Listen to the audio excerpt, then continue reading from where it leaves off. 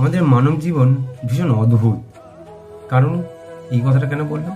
কারণ দেখুন, যদি আমাদের পার্শ্ববর্তী কেউ আছে বা কেউ অচেনা কোনো ব্যক্তি এসে যদি আমাদের বাড়িতে কোনো নোংরা ফেলে দেয়, বালতিতে করে নিয়ে এসে নোংরা ফেলে গেছে, তখন কি করব? আমরা রেগে গিয়ে তাকে চত্থাপ্পর ধরে দেবো এবং তাকে বাড়ি থেকে বের করে দেবো।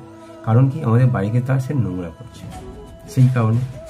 কিন্তু আমাদের আশপাশে অনেক মানুষ আছে যারা আমাদের মনের মধ্যে অল্প অল্প করে নোংরা ফেলছে, কিন্তু আমরা সেটাকে কোনো প্রতিবাদই করি না এবং সেই নোংরাগুলোকে আমরা সযত্নে নিয়ে সব সময় বয়ে বেড়াই।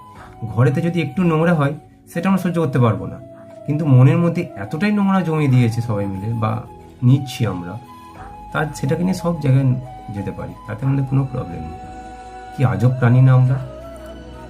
তাই আমরা সবসময় নোংরা যারা আমাদের মনের মধ্যে প্রবেশ করেছে তার থেকে আমরা অনেক দূরে থাকার চেষ্টা করি।